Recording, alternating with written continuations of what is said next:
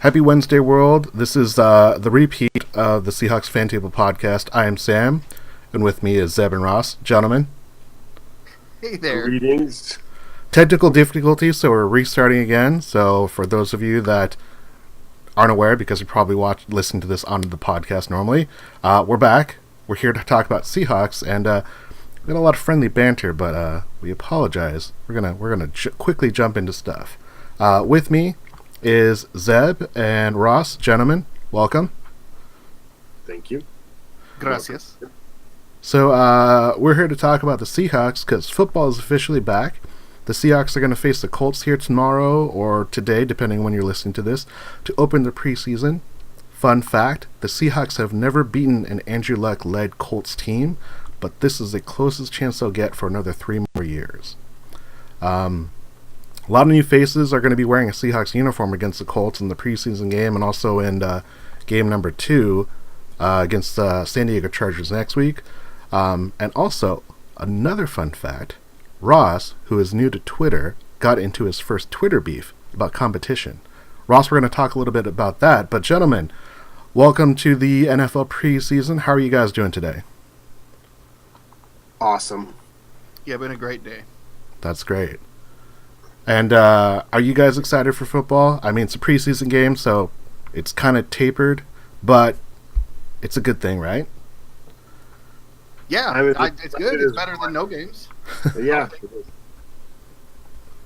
It's awesome. I mean, I'm excited. I was more excited before today, but that's just real life kind of intrudes, and you can't always have time to think about what's really important, like football. Things That's like true. Work and things like that get in your way, you lose focus. And then tomorrow I won't be able to watch it. I'll be at the U.S. Embassy. That sounds very spyish, but Good times, good times. Well, speaking about that actually, it's a really good segue into topic number 1. So we're going to kind of go rapid fire than we normally do. But topic number 1, will the NFL ever figure out what to do about players protesting police violence during the anthem? Ross, we've talked about this loss. Zeb, we've talked about this loss a lot. It seems like the NFL can't quite get out of its way. Ross, what do you think about what the NFL is trying to do and what they end up doing? I mean, we say NFL, but really it's all led right now and as long as Goodell is in charge, I think this issue is going to be a problem for them because of how his instincts on these kind of matters are. We saw with even like Ray Rice, a smaller issue, but kind of handled a similar way. Like he's sort of surfing public opinion to find his way. But with the Ray Rice situation, there's not a lot of cultural division. There's not a lot of people that are going, you know what, it's okay to beat down women. You get to an issue where there's clearly two sides in American society today, and you're not going to keep anybody happy, but Goodell has this instinct to keep everybody happy. And he's usually good at it. I mean, he got 32 or 31 owners happy enough to give him a huge extension. He's usually pretty good at that. And I just think like his instincts in this situation are all wrong. And so as long as he's in charge, they're never going to really have a thoughtful, nuanced policy towards it. And I don't think they'll ever actually get out of their own way. Zeb, what about you? What do you think the NFL can do, or how are they handling this? Well, I think that they're clearly not handling it well. Like I don't think they know what they want to do. I don't think they know what they want. I think the less of a big deal that the league makes out of it, the less of a big deal it'll be. But for some reason, they keep making it up. They keep bringing it back up. Like, just quit talking about it. You know, if you have to instruct the TV stations to not focus on it, to not show it, put it in a contract or something. I think it would be mostly a non-issue, but they keep focusing on it, keeping it fresh in people's minds, and it's divisive. So, but I don't know. I feel like that's Goodell. That's Goodell's NFL is attention, good or bad. He likes it. So, I don't expect them to make any right decisions when it comes to that particular issue. What's interesting is we've been talking about this for almost 2 years now. We're talking about this when Colin Kaepernick was still actually protesting, when he was on the field on the sidelines kneeling for this. That's how long it's been going on. And I think what it shows is the NFL really is not prepared to handle this kind of backlash, because so many of their own athletes are either they've been baited or goaded into responding based upon comments from people like the president and other sources. They've been feeling like they've been attacked, and they have no choice but to respond because the words have been so aggressive and so harsh. And the NFL really doesn't know what to do, because for the most part, the NFL is probably one of the most strict of all of the leagues in regards to player conduct. It's not the best at handling it, like you guys said, and how they handle other issues like domestic violence and other issues. But it's just another example that the NFL is just really, really poor at handling these situations, because people in the NFL, I think for the most part, think about the players under a helmet, and they don't necessarily recognize the player behind that helmet. You know, there are definitely few players that are marquee that maybe you could say transcend the sport, but the NFL is just not equipped to handle that. If you guys were Roger Goodell, what would you do for this Seahawks game tomorrow, and what would you expect is going to happen? Ross, well, how would you handle this situation? Because it is divisive. You know, people are on both sides of this issue. I mean, I honestly would say to the teams, let it go. Just let it happen. I mean, we said, like, you know, we've been talking about this for 2 years, but actually it went on before that. Yep. It was just the first time somebody happened to catch Colin Kaepernick. If you don't actually get in people's faces about it, to rile them up about it, and then if you actually bring some common sense into it, it does die down. The president's done a really good job of using this. Every time he's got something else to hide, he brings it up again because he knows his fan base will get up in arms again. But if you just don't make a big deal out of it, if you just let it go, and, you know, normally you can't just ignore it. If the president himself is going to bring stuff up, the conventional wisdom is that you can't just ignore whatever the president's going to do. But this isn't a conventional president. If you let this president, if you ignore what he says, he'll find something else that's not going to get ignored. He wants a rise. And so I personally just think, like, I mean, like, that's you're exactly right. Literally never mention it again. Literally ignore it from now on. Don't make a policy. Don't say, hey, it's okay to do it if you want to. We don't want you to, but you can. Just don't ever mention it again. Yeah. And let the players do what they're going to do. I mean, it's a trap right now anyway, because you know what? At this point, it's taken on its own meaning. It's taken on its own. Everybody decides for themselves what it means to them at this point, which is what I said would happen 2 years ago, because Kaepernick didn't want to articulate anything to begin with. So now everybody has their own mind of what it means. Some people think you're disrespecting troops. Some people think it's about social injustice. Some people think it's about police brutality, whatever. But the thing is, now that it's like this, and now it's become so politicized, and now it's become so ingrained, it doesn't even matter anyway. What do you think is going to happen tomorrow? What are the Seahawks going to do? Are they going to be in the tunnel? Are they going to be locked arms, hand in hand? What are the Seahawks going to do tomorrow? Well, they've done, you know, it'll be interesting to see, because of who's on the team now. And you know what? This is actually probably part of it.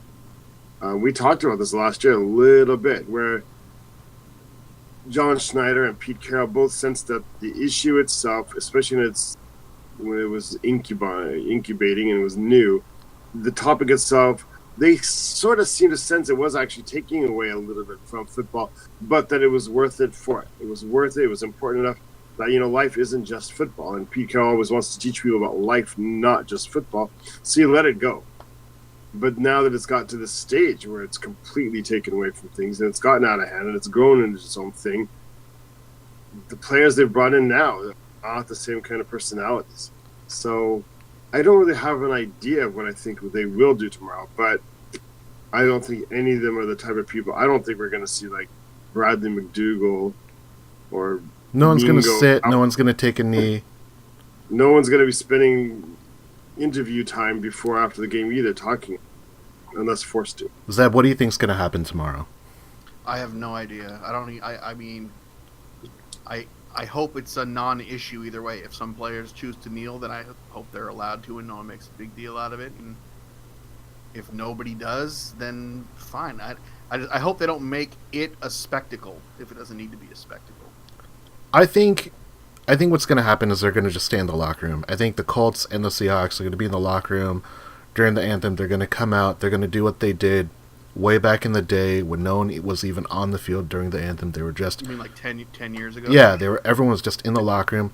I think that is the compromise that you make. With the NFL stating you either stay in the locker room or you have to stand out there, by drawing that line in the sand and saying you either have to stay hidden or you have to do what we say, I think that rubs people the wrong way. People don't like those ultimate decisions. If they had just said, we're not allowing anyone on the field, we want everyone to stay in the locker room, we're going to go back to what we used to do, I think that players who would be more vocal are going to say, okay, well, I'm still going to do my own thing. I'm going to find another way, because I don't know if it's censorship. I don't know if we want to go into that topic, but I think that is the best thing for the sport to do, because what it does is it takes the target off of them, like the president. It takes the target off of the people that are not willing to hear their message, or like Ross said, the message is lost, the message is muddled, it's not as strong as it needs to be, so therefore, are you doing the right thing by prolonging it, potentially taking away from the sport, taking away from the game, because that's what people ultimately want sometimes. Right. Yeah. Because what happens every time, people interpret what's happening their own way. It happens anytime there's a protest of any kind. But this one was particularly given over into because it went on a year before anybody started to articulate what it was. Right. And so if you asked Colin Kaepernick, for example, okay, so at what point, what's your goal here? Like, when would you not need? Does it have to be no police shootings? Or, do you want unemployment to be with this? Or when would you, is the goal, like, for there to be no social inequality? That's when you're going to finally stand up? Or, like, if you don't take the time, it's a good lesson, I think. I think it's a good lesson for younger people, especially, there's a more politically active younger generation for some types in some circles, but you really need to control, in today's world, with today's social media everywhere, you have to take control of your own message early on. We always mock people these days for controlling their branding, whatever, but this kind of shows that you need to. You have to control your message. You have to be in charge of it, because otherwise people are going to assign their own meaning to it. They'll try anyway. All right. Speaking of that, so that's a good segue into topic number 2. Talking about the messaging, talking about the branding. Topic number 2, are the Seahawks' positions determined by true competition, or the Seahawks succumb to draft capital? So Ross, you had talked about this, and we're going to talk about your Twitter beef in a second. Zeb, I want to know, do you think that the Seahawks are following their message? Are they on brand about competition? Or do you feel that maybe that they might succumb to draft capital because of the investment they've put on some of these young guys, and maybe they're not living up to it? I don't know what's really happening, but it feels to me like a little bit of both. I think if somebody's clearly better, like enough to like win a starting job over somebody who maybe they've invested more, and I think they'd let it happen. But I think maybe somebody who was drafted high is kind of given the benefit of the doubt. Somebody has a higher upside, maybe they're willing to, let them have their time so that they can get to where they believe they can get to. I don't know. They preach competition. They have during the entire Pete Carroll, John Schneider regime. So I'm sure they use that as motivation, but I don't know that it means that it's 100% competition. And if you win the job, you get the job. I'm sure there's other factors going on behind the scenes. Ross, so let's talk about your Twitter beef. Ross is newer to Twitter, and he had a really interesting Twitter discussion, if you will, with the beat reporter for the Seattle Seahawks of the Seattle Times. Ross, tell us what happened. Basically, I can't. I've been such a lack of sleep. I forget all the details now. just a couple of days ago. Wow. It was essentially over Darbo, though, in the end.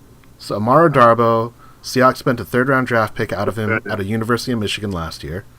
And I went to the first 5 days of camp, and he showed up. I mean, you can read online on the site, hawkscast.com. 1 out of the 5 days, he actually kind of showed up. Had a good day finally, because he was losing a lot of ground. And so Bob and I were discussing which receivers would make the team. And basically, I felt that Darbo was going to be probably on the team, but shouldn't be. But he's going to get on it because of how much capital they spent on him last year. Based on what he's actually shown, he's been outperformed. Moore's been injured of late, but early on was way past him. Stringfellow had outperformed him. You could really make the case that Cyril Grayson was showing up. Although mostly in second team, but Cyril Grayson seems to have a really strong connection with Magoo. Alex Magoo. But I mean, Alex Magoo, who is probably destined to be our second string quarterback. But anyway, I don't know. I mean, it came down to basically saying if it was purely competition based on what you see out there, Darbo's not in the top 6, even though you think about positions. Because I, for example, mentioned Reynolds. Reynolds just showed up a lot more, and that's technically a different position since Reynolds mostly plays in the slot. Darbo plays X or Y, plays both flanker and split end. But but essentially Bob was like, he felt Darbo was playing better than anybody I've seen give him credit for, but also he essentially said they won't give up on him because of his draft capital. But that's not the philosophy that made the Seahawks great, was it? It wasn't, we can't give up on you because of this. I mean, like, if they made a mistake, they used to admit they made a mistake, right? Right. And we've seen them do that. We've seen them give up on guys who they spent draft capital on.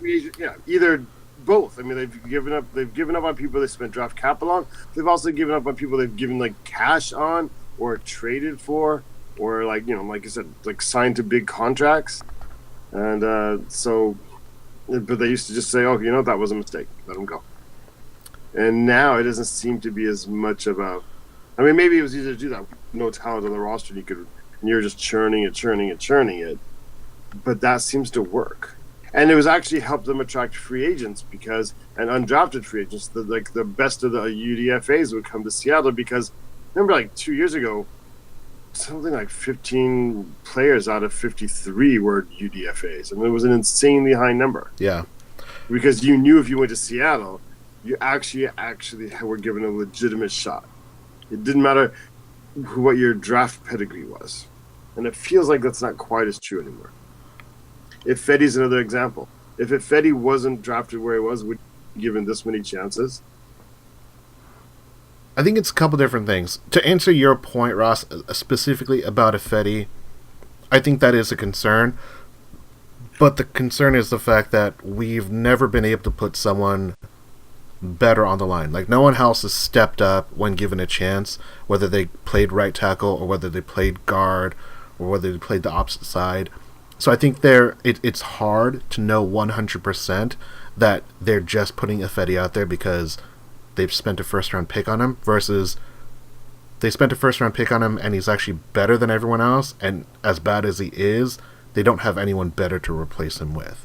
So I don't know if I'm 100% saying that it's one or the other, just because we haven't seen people play better. And that's kind of how I feel about this question, because for the most part, the Seahawks have a lot of holes, and the players that are getting a chance to fill those holes, the linebacker opposite KJ Wright, the corner opposite of Shaquille Griffin, the defensive line, there's a lot of places where people are giving chances to compete. The safety positions, we talked about it in camp, not on the podcast, but just offline, how many times they've been swapping who's getting out there, whether it's McDougal at free safety or strong safety, or Tetrick Thompson, your favorite at free safety, versus Delano Hill at free safety, and what they're going to line up for. they have given competition, and I don't think we have seen what that's going to result in. Right, but I mean, and I agree. I don't think that competition's gone away completely, anything like that. I do think people are giving a bit more of a benefit of the doubt based on their pedigree, and the positions you're mentioning where it's completely open. It seems to me that it's because nobody has a clear advantage with pedigree or draft capital. Right, and we're also talking about Amara Darboh, who is going to be the 4th to 6th wide receiver. You know, we're not talking about a guy that the Seahawks need that's the other problem. to bend on. Your second year in your draft, 3rd round, and given who was gone, you wanted him to be your number 3 by now. You wanted him to be your number 3, but they've also had problems where guys couldn't stay healthy, and you know, Paul Richardson didn't have a full season until year 4, and then he went and signed with Washington. So there's 14 receivers that they invited to camp at this position. I do think that Darboh, from what we've seen when we went to see him at camp, the reports that we've read online, whether it's a guy like Bob Condotta or anyone else, it seems like there are a lot of people that maybe have to like overemphasize, like, hey, Amaro Darboh is here. Amaro Darboh is actually playing. He's not dead yet. I think people have to definitely like kind of continue to put his name out there, because I think the natural inclination is to assume that he's just not doing great because we're not hearing about him naturally, you know? Well, that's the thing, though. I mean, like, they're all professionals. I mean, when I was writing about it, when I was there, a lot of times you don't get mentioned. It doesn't mean you had a terrible day. It just means you had a day. Right. You're just a guy at that point. Yeah. I mean, Darboh didn't have, I mean, he wasn't like dropping passes and, you know, things like that or anything like that I saw. He just was being outplayed. Right. Just flat out being outplayed. And that's all that matters, especially a wide receiver where it's a kind of a clear-cut thing, right? This isn't linebacker. This isn't defensive end. This isn't guard where it's kind of, you know, difficult to tell. These are, you know, did you show up? Did you beat your guy? And it's kind of right in front of me. Now, there are ways that you can be misled during training camp, but this isn't like, you know, maybe you don't know what the assignment is. When you're watching a one-on-one drill and every single time Stringfellow goes up and beats the cornerback and makes it, and every single time Darboh gets covered completely by Trey Flowers and doesn't make the catch, I mean, it's pretty clear cut. I think it's a really fair question to ask about Amara Darboh in year 2 through 10 plus days of training camp. We're going to see what happens in game 1 here against the Colts. So I think this is a year to really put this to the test, because we are going to see what happens. Here's to me why it's really, really because you're saying like we have to watch carefully for that game but didn't last year teach us that, especially at wide receiver, the game doesn't matter. The preseason games don't matter at all. Well, they don't matter that much. Just because you're maximum going to get 1 or 2 opportunities, like to get a pass thrown at you all day long, right? Yeah. I mean, so what really, really matters seems to be training. I mean, like, again, the Casey Williams last year was a beast in August. And then he did nothing when he was with another team. I mean, other players were shocked when he didn't make it, right? I think that's what some of them thought, like, oh, that means like, oh, his compete doesn't even matter. Look, competed and he didn't make the team. I think that's actually I think that led into some of the dissent that was in the team, even. Because there were comments even from Richard Sherman, like at the end of preseason last year, weren't there? There were, and they were surprised. And I think, again, it's different when you're a player versus when you're the coach and a GM building a team. Because right, and you know that, and I know that, did know that, but they seem to not know that. Or like some of the players who are now gone seem to know that. I think what it is the way that I would look at it is they would think that he did enough to show himself that he deserved a spot on the team versus maybe them carrying an extra player at another position. Or maybe, I mean, Tanner McAvoy made it. Pretty sure it's because, like, when they looked at the number 6 wide receiver, they're like, yeah, you're a receiver, but you're a gunner. Right. Tanner McAvoy's a gunner. And you can play special teams. You can do a bunch of different things. Casey Williams did work on it, but so he became, on a scale of 1 to 10, maybe a 6. He had a good coverage game in one of the preseason games. So I'm totally with you. I want to be a little bit more patient because we are talking about limited visibility that we get as fans. Yeah, sure. But I definitely think that it's a conversation worth having because we're so far into the Pete Carroll and John Schneider era that these questions have to come up because these are what's going to set us up for the future. All right. Okay, let's move on. So topic number 3 is the Hawkscast Corner. So we would like to thank Dave St. John from Twitter who asked this question. So Ross, I'm going to kick this off to you. Pick your starting D because I have no clue. So who do you have for the Seahawks starting defense? Who do I have? Yeah. Well, all 11. All of them. Obviously, Frank Clark is one end.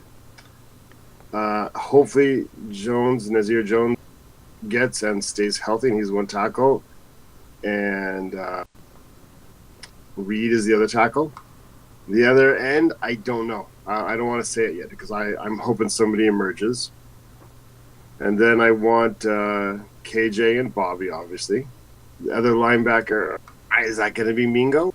He hasn't shown much, but there hasn't been. I don't know. They're really, really hoping somebody shows up a strong side in the next couple of weeks. I hope. I don't know.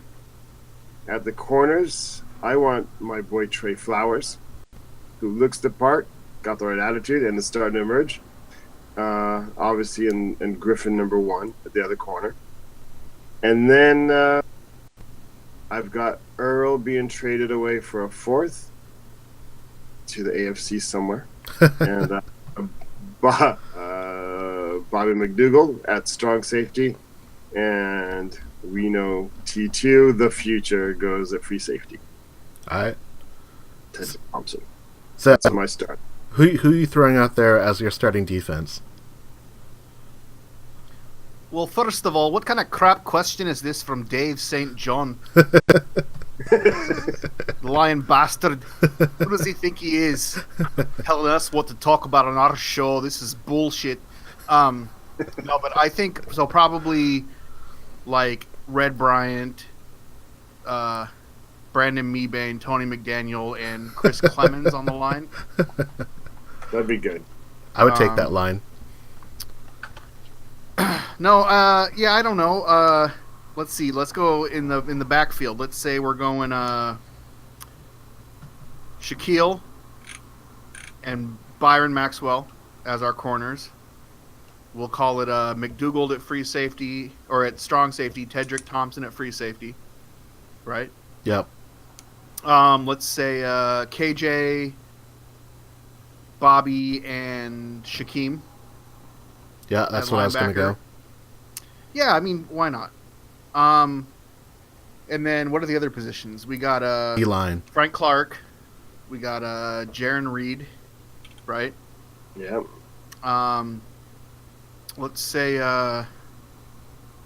Buctavius Django at the other end, or whatever his name. And then I don't know He does have it. who's the other tackle? I don't know what tech are we talking about here? 3 tech. There's Nazir Jones and Jaron Reed.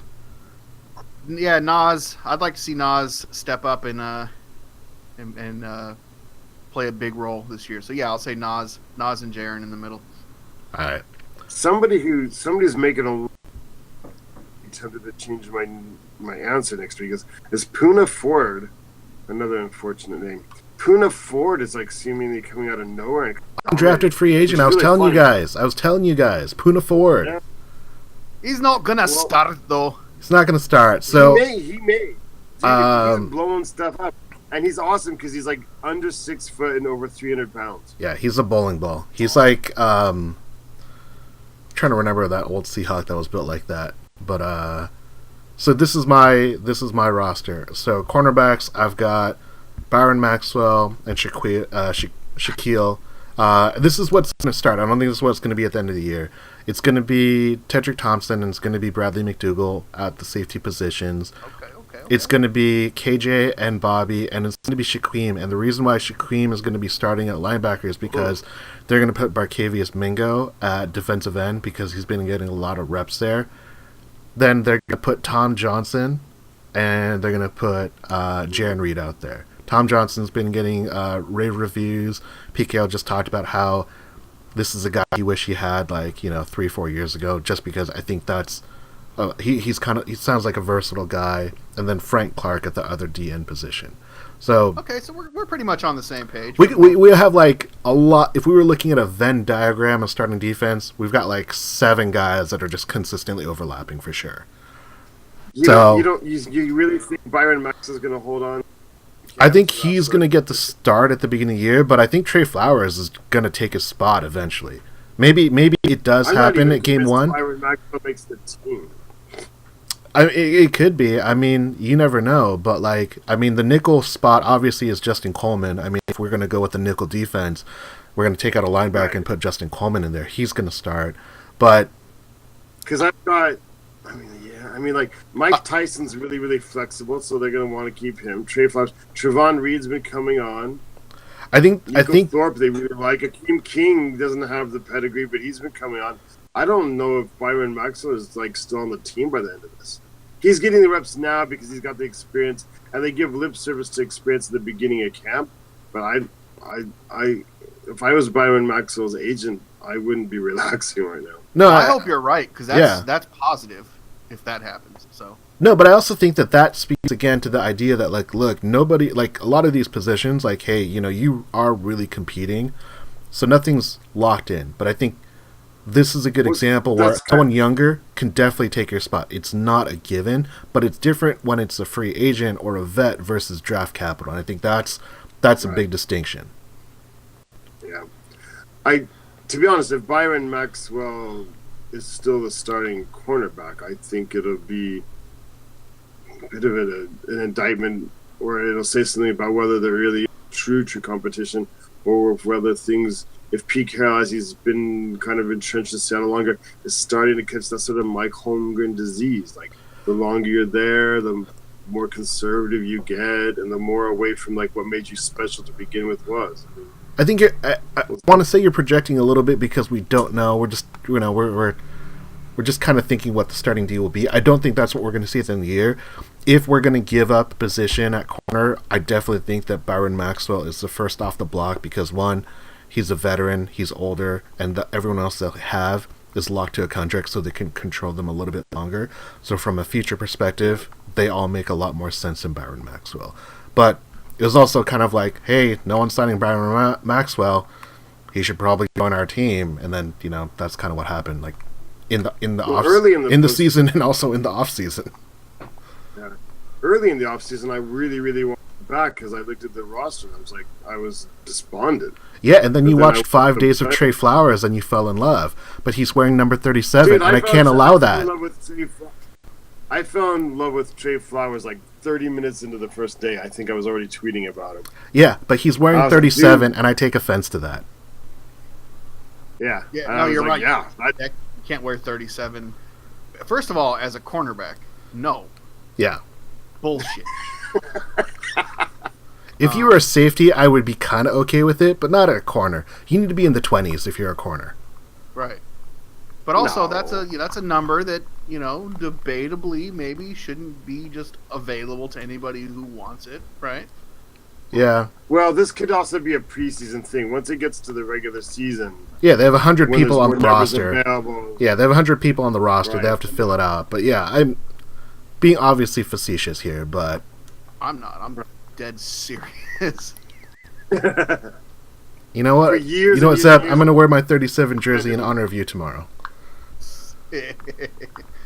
For years, I was offended when they would give jersey number 10 away. Yeah. I mean, the one thing I would say is, yeah, it's a lot harder when you only have when you have 190 people in camp and only so many roster numbers to give away. I mean, all the numbers that are important, other than the ones that are retired, they're being used. 8 is a wide receiver, 10's a wide receiver, 17's a wide receiver, 24's a corner, 28's a corner, 37's a corner. Let's see. 38 is a safety. There's also a fullback wearing 38. Okay, that's disrespectful. Yeah. They should switch to letters. If it was letters, we could have almost 700 people on the roster, and none of them would be the same. They could use emojis. Yeah, like A, AF, Who's AF? Just use emojis. Who's GN? Just Penalty use emojis. on penalty Or on, emojis. on player TT. Yeah, exactly. I like it. I think I'm gonna push for that. Yeah. Have All right, like look, one letter. we'll stop kneeling. We'll stand for the anthem if you'll switch from numbers to letter combinations. You know, there is no one wearing 95. That's a surprise. Well, is that's retired in favor of what's his name, King, the bust from 10 years ago.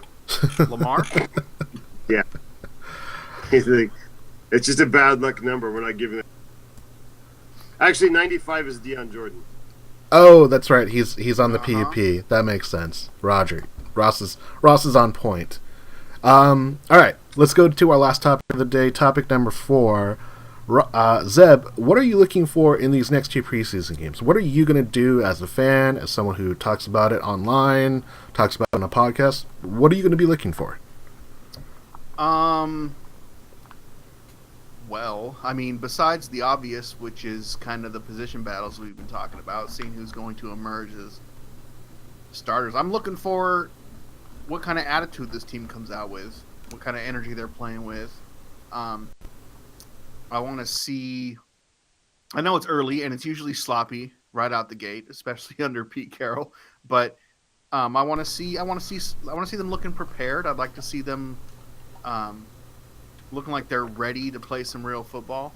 But yeah, I mean, other than that, I want to see the guys that I haven't seen much of. I want to see, every year we got a couple of those guys that I've never heard of who do well. And then they get their little group of fans cheering for them to make the team, and they never do, unless they're Nick Reed. That kind of stuff. I'm looking forward to it. Preseason, it's an obvious, it's a love-hate relationship. It's great. The game starts, boom, starters are out there. This is awesome. Football's back, and then by about halftime, you're like, oh, geez. And then, midway through the fourth quarter, it's kind of like, is this game ever going to end? Yeah. So yeah, I'm looking forward to watching football. I'm looking forward to putting on my Seahawks jersey and turning off my notifications on my phone for a few hours and just enjoying the fact that football's back more than anything. Ross, what about you? You're not going to be able to watch the game live, but when you watch the game, what are you going to be looking for? I'm going to looking for if the team looks hungry. Because we've talked about it as well. It wasn't like looking, what was it, whatever's 2020. Hindsight 2020? I mean, we talked like last year that like, part of the reason this seemed like turnovers was down and things like that is we got a little stale. Like with all these young people and so many free agents again and so much turnover and these young people who haven't proven themselves, is there a bit of more of the eye of the tiger? Is there some aggressiveness back? Is there turnovers? I'm really going to be interested in looking at that. I don't think they want to give each other scheme early on, but I'm going to be looking at the blitz packages and so what they're going to do to manufacture a rush. I don't think Frank Clark can carry that by himself. They're going to have to find sacks or pressure at least from somewhere. And during training camp, it looks like they were doing a lot sort of zone blitzing and DB blitzing than they used in the past. I mean, they had some of it, but there was a lot from what I saw. I'm going to be interested in watching that. Position battles, line battles, of course, but mostly I just want to see, like Zip said, what is that attitude? Does it feel like 2012? Does it feel like 2013? Are we watching the second cycle of what would be like Pete Carroll's way, or do we see no? This really is just a diminished team. I'm going to look for signs of that. Yeah, I think you both of you guys are pretty spot on. It's always hard to take the first preseason game, even the second preseason game, with a ton to look at because the competitions that we're going to be watching, they're not necessarily the positions that are going to be touching the ball all the time. So it's not something that you can just easily see like a Russell Wilson, like, wow, this guy throws a beautiful ball. He knows how to run offense. He's just like moving the chains, scoring. We haven't had that in a long time. I am going to be really interested to see what they do with Austin Davis and Alex Magoo. That's a really interesting battle to look at because I think Alex Magoo is a little more like Russell Wilson not in their ability and the way that the style, but kind of the physical characteristics. Austin Davis is more of a traditional drop back kind of guy. Magoo looks like a guy that's a little bit more mobile, strong arm, runs, play action. So I think that's a really good thing to look for. I'm really hoping to see a lot of Alex Magoo because I liked what I saw in preseason, or not preseason, in training camp when I went with Ross. And I want to see what their running scheme is like. I know they're not going to give us like the entire thing, but hey, if you line up with the fullback or if you line up with the tight end, you run a stretch play, can the offensive line hold the point so the running back can get to the edge? Like, maybe we don't bust it for like a huge gain, but can we look like we have a semblance of an offensive line and a running back that knows how to play with the limited holes that can be created? Those are the things that I'm most interested in. You know what's funny is I seem to be so confident that the running game is back that I didn't even think to mention it. Like, I don't know why, but with the talent that's there and the renewed offensive line, I'm already feeling so confident in it that I don't even think like, oh God, I really want to see this because I hope it exists. Like, it's kind of like in my mind, it's already like, yeah, it's already fixed. Or I'm with you. I feel the same way. Or there's so much distraction you totally forgot about it. No, I mean I don't know. I mean, like, I really believe in Penny. I really believe in Carson. I like how Mike Davis has responded to the fact that he was kind of an afterthought and sort of like, oh, well, he can kind of be our running back if we had to. He doesn't like that disrespect since he kind of carried us for what it's worth at the end of the last season. And Pro Size out there. And, I mean, yeah, I plus, like, I really believe in some of the new linemen. I'm into it, man. All right.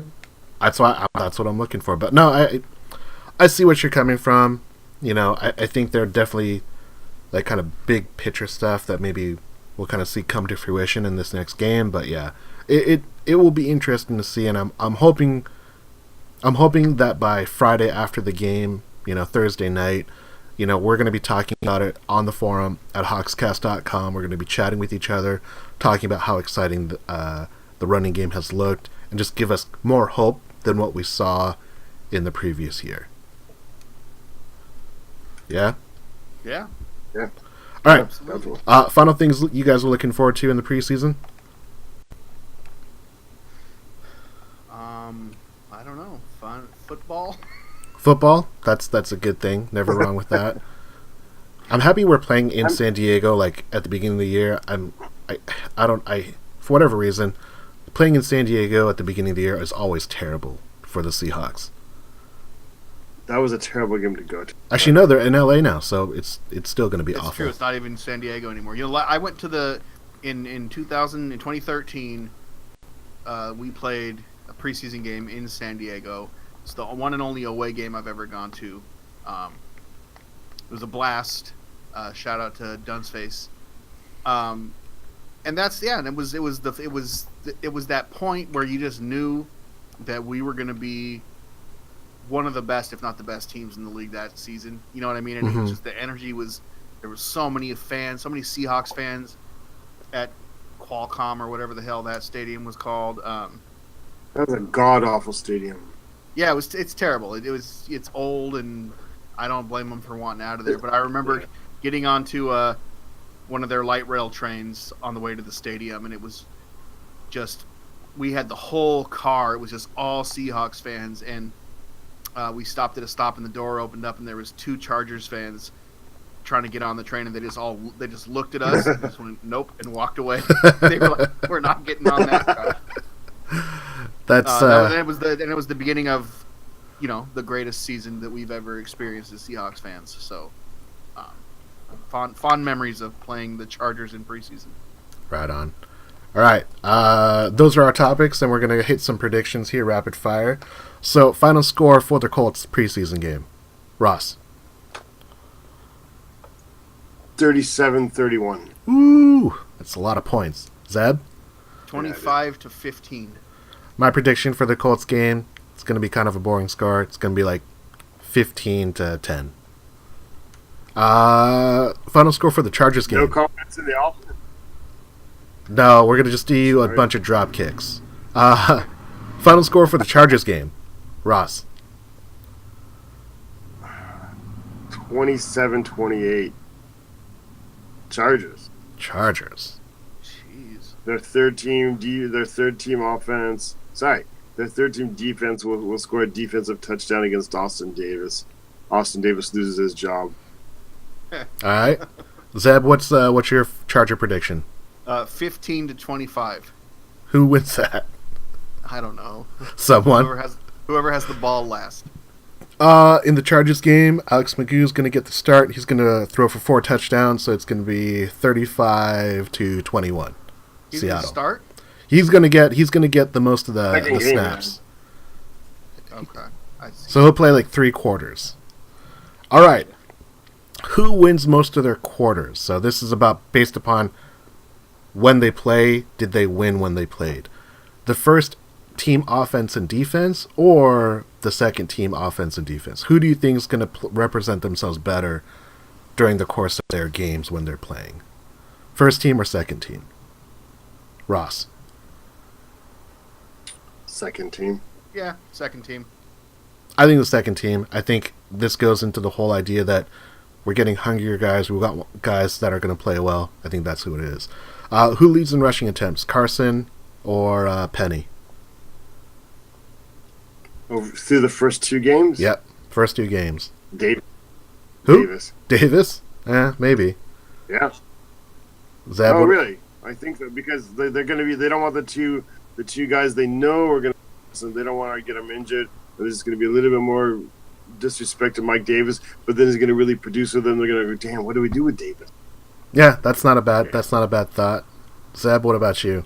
Yeah, I mean that makes sense. I don't know who's behind Carson, Penny, and Davis. Pro-Size and McKissick. Well, Pro-Size and McKissick, yeah. It's not going to be Pro-Size. We don't have like a dark horse, like a. No one's better than those 5 guys. And they have other guys on the roster, but no one's better than those guys.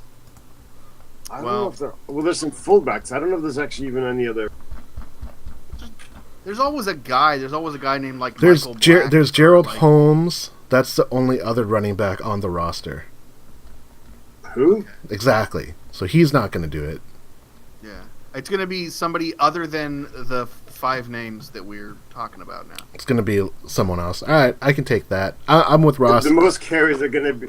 I'm with Ross. It's going to be Davis. He's going to get the most opportunities just because it's what's going to happen. All right, over under on 50-yard plus field goal attempts, 2.5 across 2 games. Are they going to attempt 2.5 more or less than 2.5?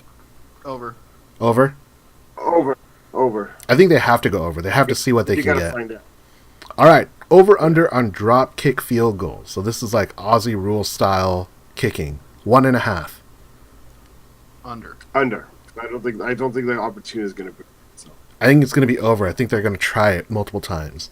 I think they're going to let it, and it's going to fail, and because people are used to blocking for that kind of thing, and it's just going to go awkward. And then PK's going to be like, let's just put that away. All right, and the last one: which rookie makes the first big play? Penny, Flowers, Disley, Dickerson, the punter, Griffin, or Green? Griffin. Penny. I'm gonna steal Ross's guy. I'm gonna go Trey Flowers. I think he's gonna get a second team, and he's been talked about really, really well. I'm gonna go with Trey Flowers, the rookie out of Oklahoma State. Trey Flowers is gonna start tomorrow. It'll be interesting. Seriously. They haven't announced the starting lineup. Have they? I haven't seen that. I don't think they've announced everything completely, but I think Byron's like a little bit beat up or something, and I think Trey Flowers is starting that. All right. Well, we'll see. That's our show. Hey. We want to get some shout-outs. Ross, shout-outs? Oh, shout-outs? Shout out to Alex Magoo's dad for following me on Twitter. Alexis? Is Alexis, right? It can't actually be Alexis because that's a girl's name, but it was something like it was. I know a guy named Alexis. It can be Alexis. It was a girl following. It could be Alexis. I know a guy named Alexis. Are you sure that's not the thing in your kitchen that you tell to preheat your oven? No, that's Alexa different. Oh, sorry. So Okay. shout out to Anyway, Alex Magoo's dad. Yeah, that's it. I'm done. He's my fan.